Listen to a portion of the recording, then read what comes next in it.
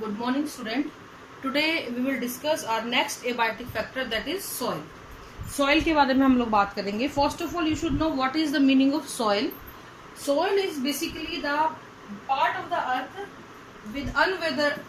with weathered rocks, humus, organic matter, and can sustain the plant growth. तो हम ये कह सकते हैं कि धरती के ऊपर का वो सोइल, धरती के ऊपर का वो हिस्सा है बेटा जहाँ पे आपको वेदरिंग मटेरियल मिलेगा, मिनरल मिलेंगे, ह्यूमस मिलेगा, मिनरल मटेरियल, ऑर्गेनिक मैटर मिलेंगे, और जो प्लांट की ग्रोथ के लिए भी बहुत ज़्यादा अफेक्ट करेगा, प्लांट की ग्रोथ के लिए सूटेबल होगा, उस जगह को हम लोग क्या बोल देते हैं बेटा? सॉइल बोल देते हैं. सॉइल की अगर हम बात करें तो ये दो तरीके की होती है. इसकी स्टडी को हम बोलते हैं पेडोलॉजी.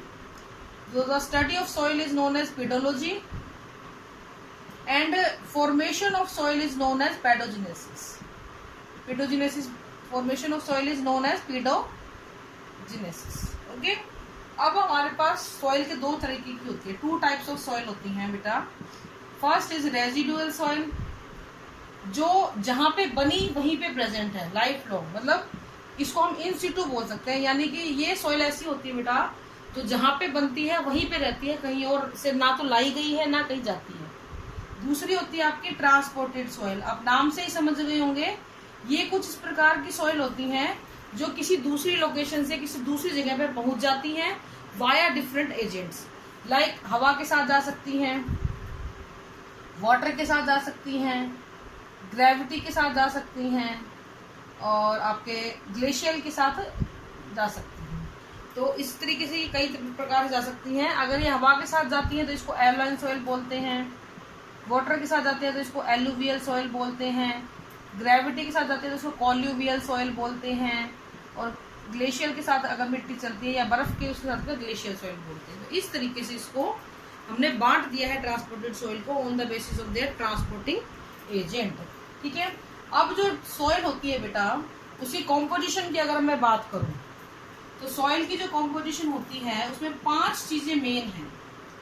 कॉम्पोजिशन में 5 चीजें मेन होती हैं. मिनरल मैटर, ऑर्गेनिक मैटर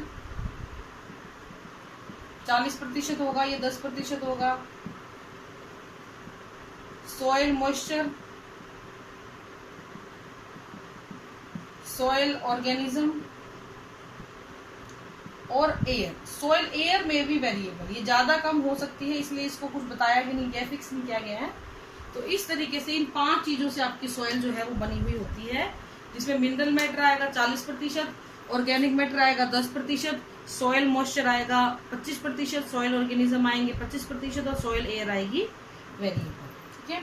अब अगर हम बात करते हैं सॉइल के टाइप की on the basis of their coarse particle के हिसाब से, तो हमने पार्टिकल के हिसाब से, साइज ऑफ पार्टिकल के हिसाब से ग्रेवल में बांट दिया है. मिट्टी कोर्स सैंड हो सकती है, फाइन सैंड हो सकती है, इसको बालू रेत बोलते हो, सिल्ट हो सकता है, और क्ले हो सकता है. ठीक है. तो पार्टिकल साइज यहाँ पे आपको मैक्सिमम मिलेगा और यहाँ पे आपको मिनिमम मिलेगा. यहाँ पे 0.002 से भी छोटा, लेस देन 0.002 उससे भी छोटा मिलता है, और ये आपको 1 से 2 मिलीमीटर तक मिल सकता है. इस तरीके से बाकी जो है ये बीच के हैं जिनमें आपको अलग अलग साइज के पार्टिकल देखने को मिल सकते हैं. ठीक है.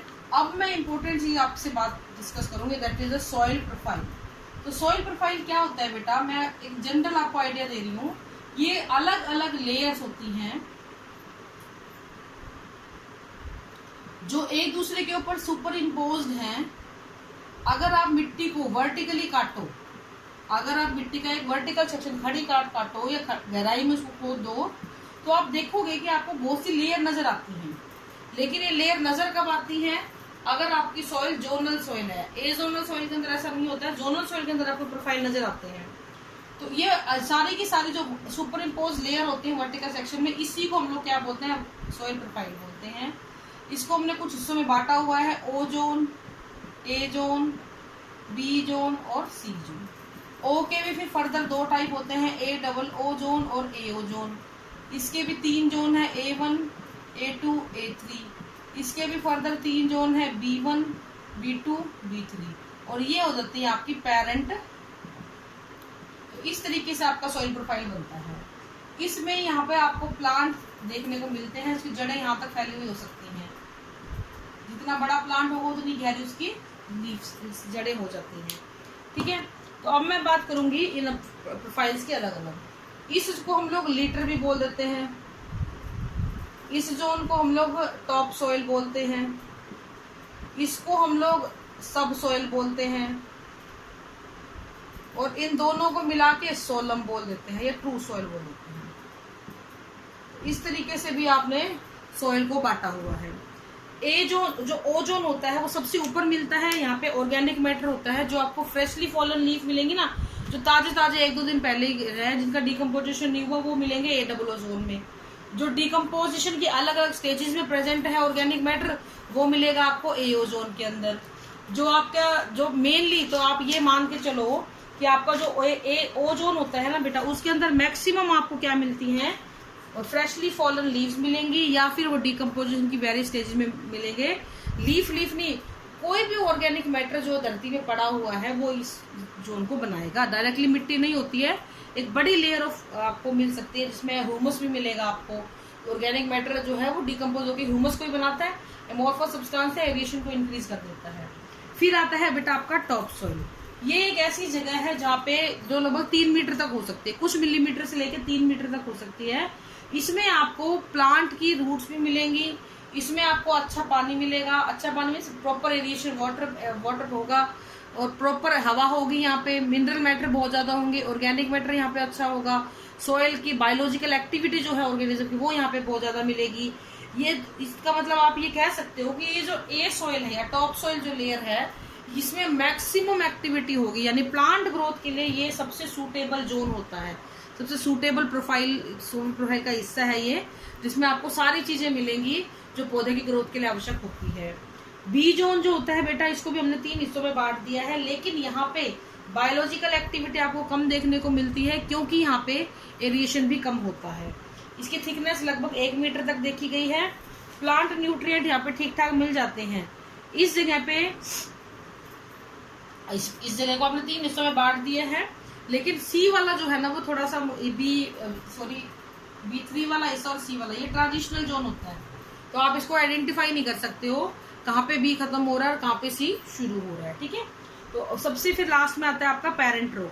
ये आपकी बड़ी बड़ी और छोटे छोटे अलग अलग साइज की चट्टाने के बड़े टुकड़े और छोटे टुकड़े होते हैं, जिनसे ये वाली सॉइल ऊपर वाली बनती है। यहाँ पे आपको वाटर टेबल मिलता है, तो आपका जो पानी का लेवल यहाँ पे होगा वो आपको मिलेगा। बाकी यहाँ पे न्यूट्रिएंट वगैरह कुछ भी नहीं मिलते हैं, पौधों का इस लेवल से कोई लेना देना नहीं होता है। तो ये आपका जो अंडरग्राउंड वाटर होता है ना, वो यहाँ पे आके स्टोर हो जाता है। फिर हम बात करेंगे कि अगर किसी सॉइल के अंदर आपको सारे प्रोफाइल मिल रहे हैं तो उसको हम बोलते हैं जोनल सॉइल। अगर ये प्रोफाइल नहीं मिल रहे हैं तो उसको हम क्या बोलेंगे बेटा, ए जोनल सॉइल बोलते हैं। जोनल सॉइल हमेशा रेजिडुअल सॉइल कहलाती है, जबकि ए जोनल सॉइल जो होती है वो इमेच्योर होती है, पानी के द्वारा लाई गई होती है, तो उसमें जोन बन ही नहीं पाते। पानी के साथ बह बह के आइए तो जोन वहां पे नहीं बन पाते हैं। ठीक है, कंपटीशन की हम लोग बात कर चुके हैं, पार्टिकल साइज की हम लोग बात कर चुके हैं, ये इंपॉर्टेंट चीजें होती हैं। अब हम लोग बात करेंगे सॉइल टाइप की on the basis of their पर टेक्सचर। तो हमने टेक्सचर के हिसाब से सॉइल को 3 हिस्सों में बांट दिया है, Sandy soil, Sandy soil, loamy soil और क्लेई सॉइल। अब सैंडी सॉइल जो होती है ना बेटा, ये काफी कोर्स पार्टिकल होते हैं, तो पानी नहीं रुक पाता इसमें। हवा अच्छी होती है, पानी रुक नहीं पाता, तो ये प्लांट की ग्रोथ के लिए बहुत अच्छी नहीं है।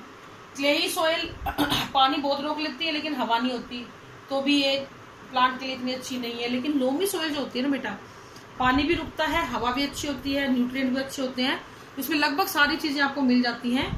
इसलिए जो लोमी सॉइल होती है उसको सूटेबल माना गया है किसी भी प्लांट की लग्जूरियस ग्रोथ के लिए। तो ये इंपॉर्टेंट चीज है। अगर हम ऑर्गेनिक मैटर की बात करें कि कौन कौन से ऑर्गेनिक मैटर मिल रहे हैं, मैं आपको बता चुकी हूँ। फ्रेशली फॉलन लीव हो सकती है, टहनियां हो सकती हैं, कोई ऑर्गेनिज्म मरा हुआ हो सकता है, कुछ भी हो सकता है। ठीक है, जो डिकम्पोज हो सके इजीली, तो वो किसको फॉर्म कर देगा, ह्यूमस को फॉर्म कर देगा।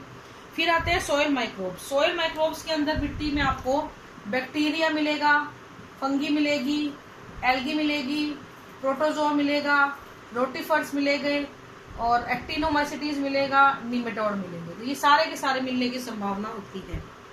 ठीक है, फिर आता है आपकी सॉइल की पीएच। एल्केलाइन सॉइल होती है और एसिडिक सॉइल होती है।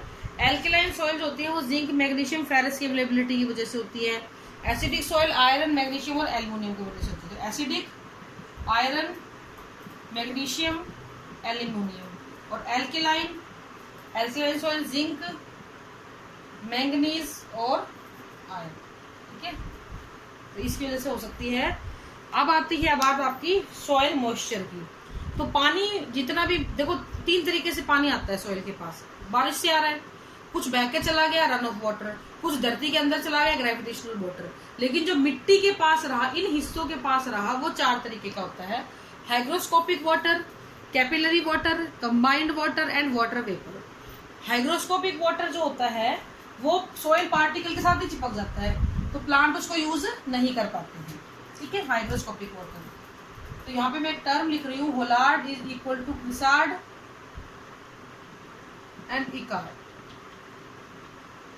ये अवेलेबल वाटर है, जो पौधे अवेलेबल के लिए अवेलेबल है, ये अनअवेलेबल है। ठीक है, तो सारा पानी जो प्रेजेंट है वो होलार्ड, कितना यूज कर सकते हैं, कितना अनयूज है। इसमें आपके आता है सिर्फ कैपिलरी वाटर। ये छोटी छोटी कैपिलरीज के अंदर प्रेजेंट होता है, पौधे इसको यूज कर पाते हैं, यही अवेलेबल होता है। इसके अंदर आता है आपका हाइग्रोस्कोपिक वाटर, कंबाइंड वाटर और वाटर वेपर। इन तीनों को ही प्लांट यूज नहीं कर पाते हैं, तो ये आपको ध्यान रखना है। पूछा जा सकता है होलार्ड, क्रिसार्ड और इकार्ड। तो ये आपके लिए आज का इतना ही है बेटा।